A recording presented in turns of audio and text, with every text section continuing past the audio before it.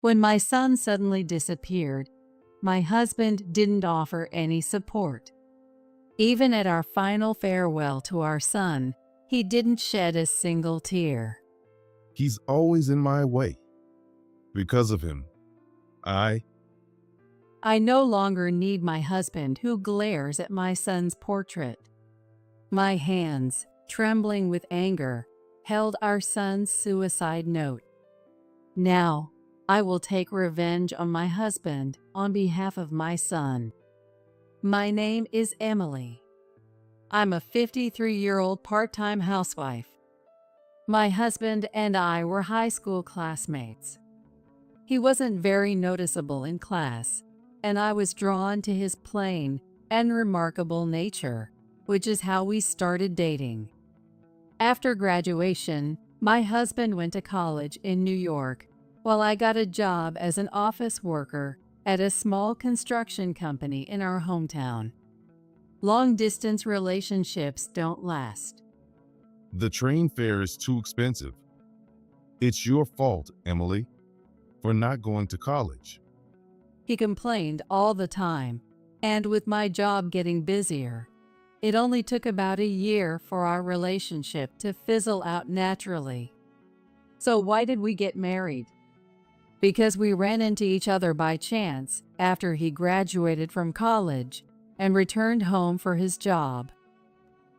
I felt relieved by his unchanged, unsophisticated demeanor. Looking back now, I realize it was a mistake to rush into marriage just before turning 30. He was stingy and always blamed others when something happened. Though our marriage was more of a stubborn bond, having one son and one daughter was a blessing. A new season of life arrived for our family. Our 23-year-old son brought home a lovely young woman. Mom, I'm bringing a guest over this Sunday. Someone Dad knows. What? I was surprised when I got the call. I never imagined he would bring his fiancée. My son Tyler had always been shy and quiet since childhood, not the type to approach women. I always thought he was handsome and would be popular. However, my daughter Anna, 2 years younger than him, noticed and blessed Tyler's engagement. My husband John and I were both restless that morning. Tyler said on the phone that you know the person he's bringing? Huh. What's her name again?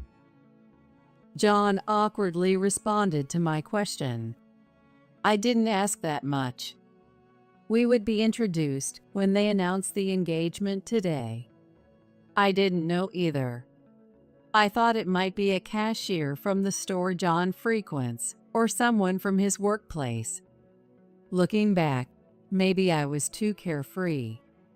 I was excited about the fact that our son was bringing a woman home for the first time. If only I had noticed John's uneasy demeanor. My name is Rachel. I met Tyler through my friend. Nice to meet you. Rachel, what a lovely name. She's too good for Tyler. I replied to the confident woman's introduction with a typical motherly remark. Honestly, I thought my son was the one who was too good for her. Like my husband, our son had gone to college in the city, then returned home and got his job at a food company. When he decided to rent an apartment close to his workplace, I was disappointed. But when he handed me a spare key and asked me to come over and cook his favorite dishes, I was thrilled. He's my pride and joy, always valuing me. Through my biased parental eyes, I saw Rachel as mismatched with my good-natured son. Oh, Rachel. I think I might have met you at that restaurant during a business dinner. John scratched the back of his head and said, as he seemed to remember her after hearing her introduction. As a sales manager, John often used that restaurant for client entertainment, So Rachel had remembered him as a regular customer. A middle-aged man who could be found anywhere, my husband. The only thing that probably stuck in Rachel's memory was his business card title. Oh, I see. So that's how you knew about Dad. Rachel, you're beautiful. I think I'm not worthy of you. That's not true. I love Tyler's face. She blushed and wrapped her arm around Tyler's as he tried to be humble. I never raised my son to flirt in front of his parents, but I guess it's understandable since he had no experience with women. Getting married at 23. It seemed a bit early for my son, who was just in his second year as a working adult. But if they felt happy, I truly wanted to bless their union. At that moment, I didn't notice the flames of jealousy burning in my husband's eyes, something I now regret. 6 months after their wedding went smoothly, barely having time to relax after the weight of the wedding was lifted, I found myself busy with part-time work and tidying up my house. Although they initially planned to live alone in an apartment, Tyler changed his mind during their honeymoon and wanted to live with us. Did Rachel agree to live with us? Of course, Rachel lost her mom when she was young, and she wants you to teach her things. Oh, I see. I was hesitant about welcoming a newlywed couple into our 20-year-old house, but it was Tyler's strong wish. I couldn't just lament about the extra work. I'd love to live together again, but feel free to use my room too. My daughter Anna, who had just graduated from college, rented an apartment nearby to help out the newlyweds. After discussing with John, we decided to renovate the kitchen, bathroom, and toilet so the newlyweds could use them comfortably. Mom, thank you. It feels like a new house. You even renovated it for us. Moving day. While carrying in the luggage, Tyler spoke with sparkling eyes. Your new bed is a wedding gift from Dad. Thanks, Dad. As parents, it's the least we could do. Rachel, do you like the mattress? My husband squinted with delight at his daughter-in-law, happily jumping on the bed. We'll pay back the renovation costs when we can. What? Don't be cocky. We don't expect repayment from you with your small income. Though he was all smiles with Rachel, John was cold to our earnest Tyler. The constant work and lack of affection for the children had caused this. Not sure if he wanted to show his authority as a father, but after that day, John's attitude toward Tyler became arrogant. Don't they have any sense of propriety? Just because it's a day off doesn't mean they should sleep in. It's fine. They're newlyweds. They want to spend time alone, I said with a smile, trying to calm John's anger. If my son had married 10 years later, we might have had the luxury to build a 2-family house. But this was sudden, and we couldn't manage that. Since the kitchen, toilet, and bathroom were shared with us, John's routine was disrupted, and he was irritated. I'll leave their breakfast in the fridge. I'm off to my part-time job. Sale days needed all hands on deck. I hurriedly took off my apron while checking the time. What about our lunch? Huh? I had hoped for a have a good day from him. His childish comment, still thinking only of himself, left me feeling uneasy. I've made your lunch too. It's in the fridge. Tyler said they're eating out. None of them understand. How do they think I can eat alone? I'm going to the casino for a change of pace. Throwing the newspaper he was reading onto the couch, John grabbed his jacket roughly and left the room. I'm sorry, honey. I really can't take the day off today. I wonder if my voice reached his back. Even if it didn't, that's fine. I don't expect anything from my husband, who gets paranoid and feels neglected. Oh, marriage really is a series of endurance tests. Mom, it's been a while. Dad seemed grumpy. Did something happen? I turned around to the voice behind me and saw Anna standing there. Oh, Anna, your dad is just having one of his usual tantrums, acting like a child at his age. No way. I can't stand that about him. True, but we should still be grateful he's provided for the family all these years, right? Yeah, I guess. It'd be better if he wasn't so bossy, though. I can't stand his grumpy face.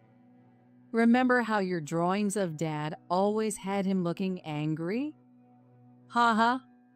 A daughter really is a treasure. Talking about old times with her made my grievances about John shrink away. You seem to be doing well, Anna. I have to head to my part-time job now. I'll be back by evening. Yeah, but I can't wait until evening. I came by to talk to Tyler about something. Oh, I see. Tyler and Rachel are probably still sleeping upstairs. Got it. Those two are always so lovey-dovey. It's almost too much. Anna laughed while looking up at the living room ceiling. But her eyes weren't laughing. I sensed she was worried about something. I wish she had called ahead. I would have loved to make her favorite meal. With a heavy heart, I left for my part-time job. That evening, John didn't come home. He usually only plays slot machines for an hour at most. But the lunch I had prepared for him was still untouched in the fridge. As dinner time approached and he still hadn't called, I started to worry. Mom, welcome back. You must be tired. Whoa. I was surprised to hear Tyler's voice, thinking he wasn't home. Tyler, weren't you out with Rachel today? Yeah, we were. But He smiled weakly. He had seemed so happy and bright since getting married, but now he looked downcast. Did you two have a fight? They say married couples' quarrels are private matters. By the way, did Anna come by? yeah, she did. We talked a bit. Maybe she's met someone nice. Maybe she's thinking about marriage and needed to talk to Tyler. They've always been very close siblings. Whenever Anna fell and cried, Tyler would immediately pick her up and pat her head. I have countless lovely memories of them in the photo albums, enough to win a contest of brothers comforting sisters. I'll make dinner for you too. I found some good meat on sale today. Let's have steak. Thanks, Mom. I don't think Rachel will be back in time for dinner, so let's just eat together, you and me. Is that so? Tyler seemed to know neither his wife nor his dad would be back for dinner. It was the first time since they moved in that I'd have dinner alone with Tyler. Mom, this is delicious.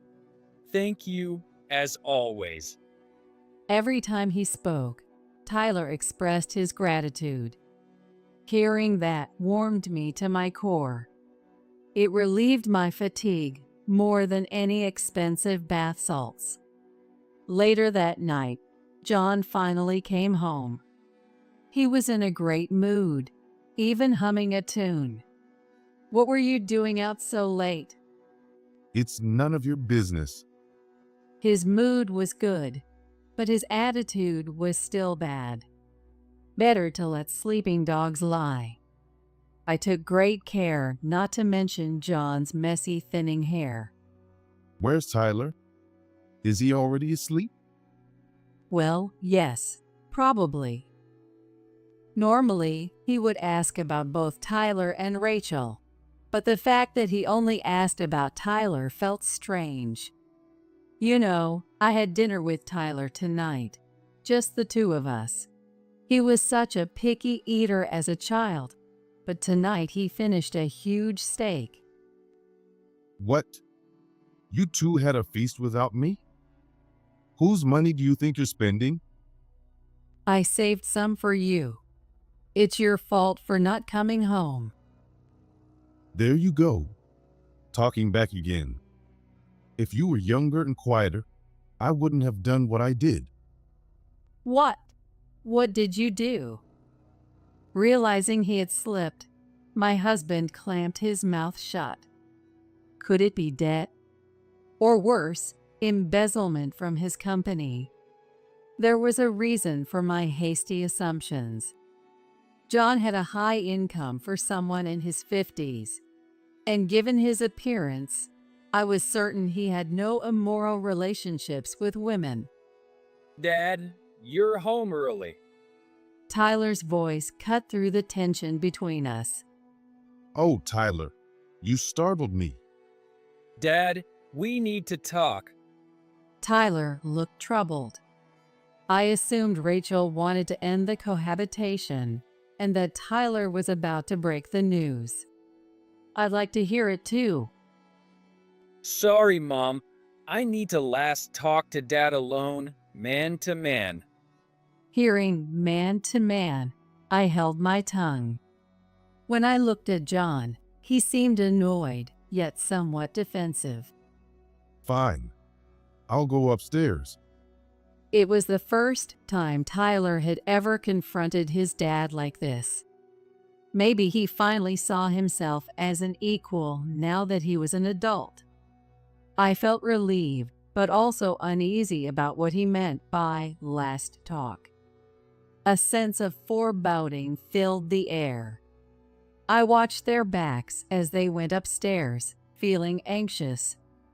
I never found out what they talked about that night, but John's face was pale when he came back down. I pretended to be asleep to avoid making his mood worse. The next morning's breakfast felt like a funeral. John, Tyler, and Rachel ate in silence. I couldn't bring myself to ask when she came home, so I said, "Good morning, Rachel. Did you and Tyler have a fight yesterday?" I tried to sound cheerful. Silence. Don't ask unnecessary questions. John snapped at me, shielding the silent Rachel. I'm sorry, Mom. Why are you apologizing, Tyler? Stop saying unnecessary things. Frustrated with John's yelling every time I spoke, I went to hang the laundry. Little did I know, those would be Tyler's final words. That evening, Tyler was gone. Tyler, what happened? Why? I received the call from the police and took a taxi to the hospital where Tyler was taken. It felt like I was in a dream, like I was watching a TV drama.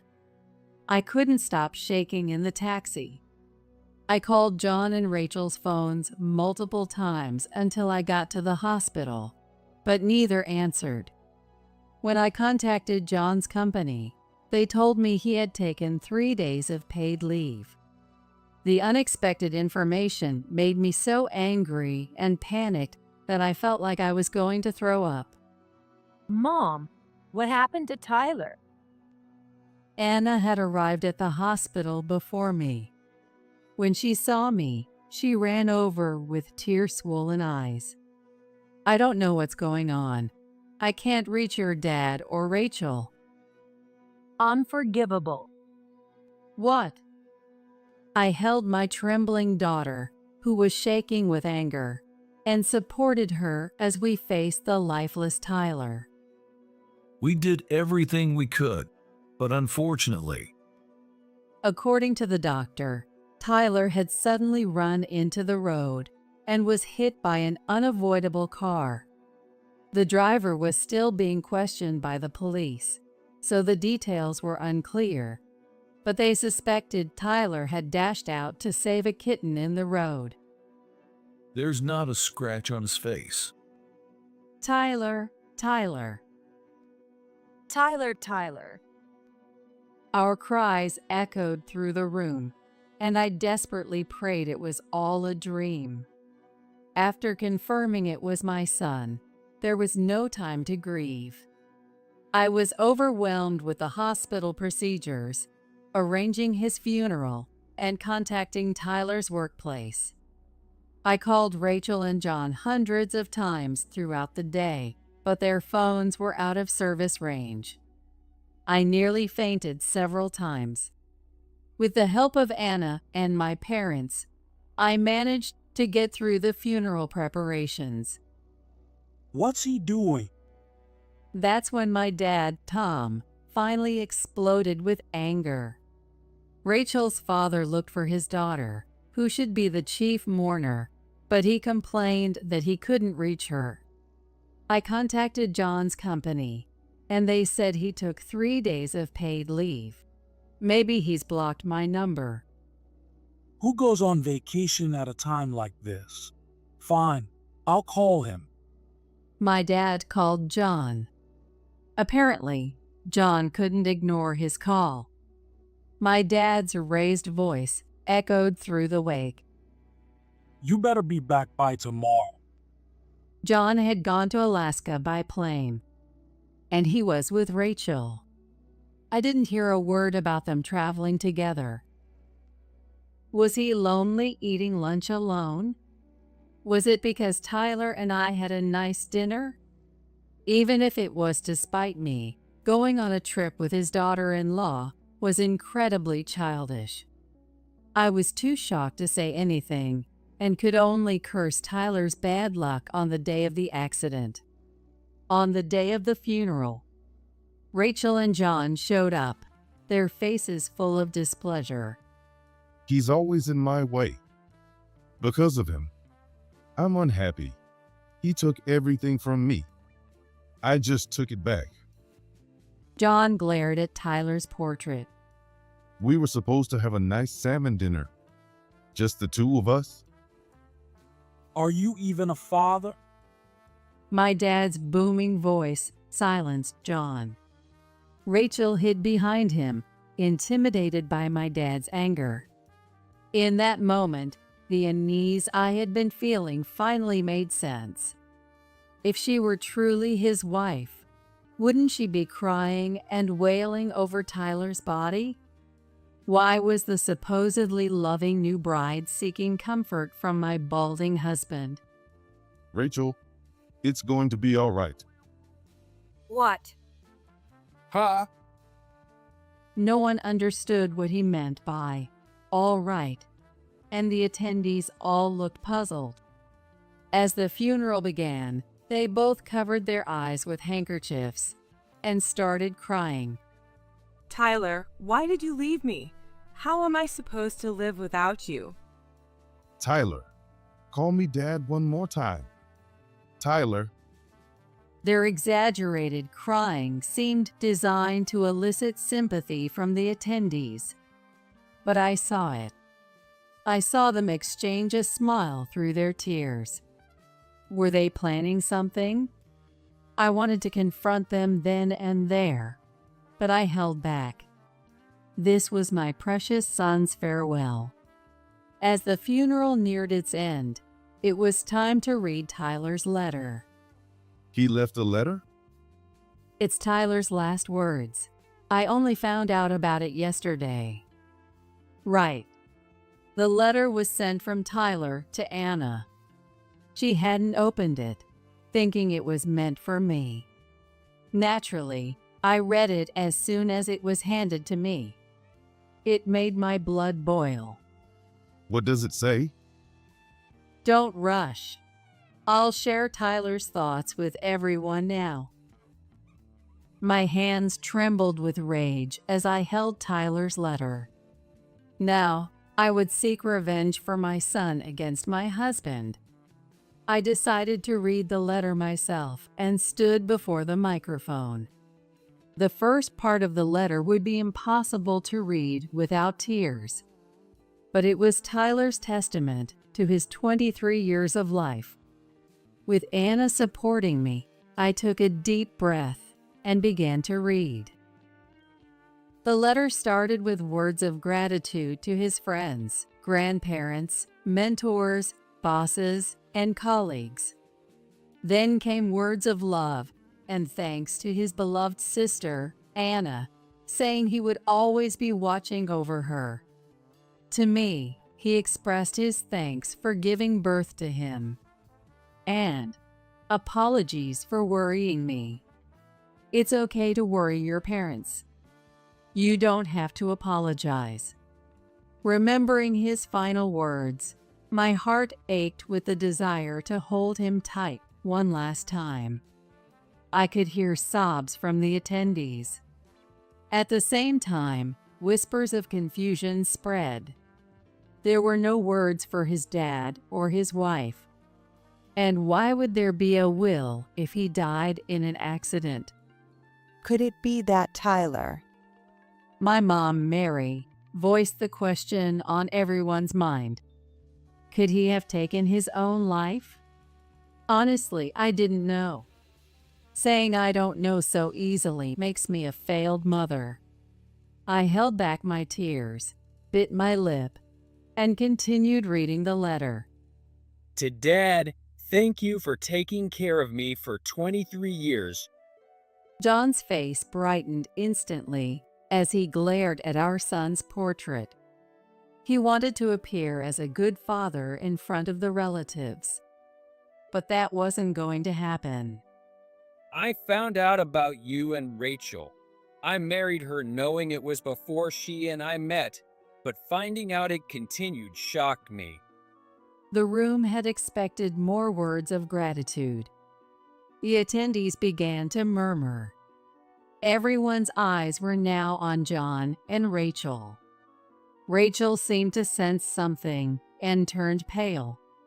I understand now why Rachel wanted to live with my parents during the honeymoon. She must have been sweating coldly. Rachel clutched her handkerchief, trembling. The big bed you gave us as a wedding gift, Dad, was for you and Rachel. Stop it. Please, don't read anymore. Rachel tried to snatch the letter from my hand, but her father, Thomas, grabbed her firmly. Shame on you. I didn't raise you to be like this. Holding her by the neck, Thomas restrained her as she cried. Are you saying I had an affair with Rachel? Where's the proof? Plenty of fathers-in-law and daughters-in-law go out together. John shouted, trying to brazen it out. I have proof. A friend from my college told me about you too. What? It's a small world. The friend's house, where you used to go for business dinners, is the restaurant where Rachel worked. The owner's kid knows Rachel. She was the one who introduced her to Tyler. Damn it.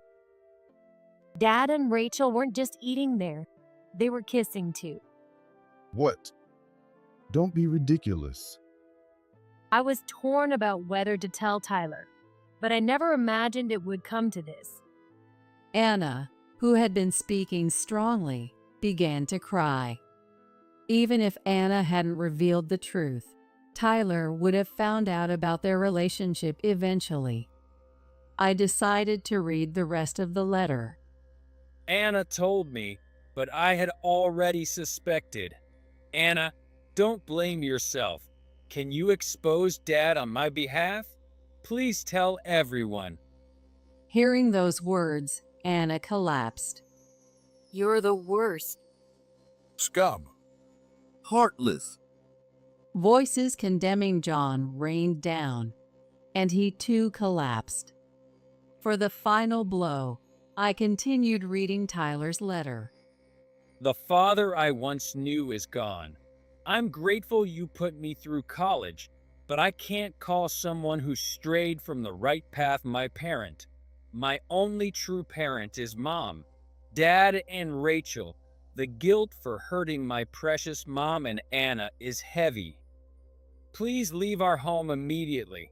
Mom, I'm sorry for being such a son. I wish I could have eaten more of your cooking. Mom, I'm sorry. Thank you. My face was a mess of tears by the time I finished reading. Tyler, my sweet son and first child, a kind of Anna's big brother, my treasure. Despite being the one who suffered the most, you were worried about me and Anna. I will never forgive you too. I shouted at John and Rachel with all the force I could muster. After the funeral, I divorced John. I was jealous. He looked better, was smarter, and even married Rachel, who I liked. Because of him, He kept mumbling, but quieted down when I demanded a hefty alimony. I don't need such a childish husband. My son cut the toxic bond for me. I kicked John out of the house. Yes, along with that big bed. I didn't want it. What happened to my daughter-in-law after that? When she went crying to her parents, her father firmly told her, "I disown you." With no other choice, she rented an apartment, but she's too ashamed to step outside. She'll have to work to survive, though. Let her live in fear of the neighbors' eyes for the rest of her life. She might as well rot away with John for all I care. As for John, some of his colleagues were at the funeral and word spread about his despicable behavior. He was shunned by the female employees and eventually quit because he couldn't bear the shame. He deserves it. Let him suffer for all the pain he caused our son. Anna and I started our new life. She decided to move back home to help me out since living alone on a part-time job was tough. After I graduate from college, I want to live with you, Mom, and Tyler will be here too. The living room is filled with photos of Tyler and Anna together. In the photos, Tyler is smiling kindly, patting his sister's head. 5 years later, Anna got married and stayed with me. She recently gave birth to her baby boy.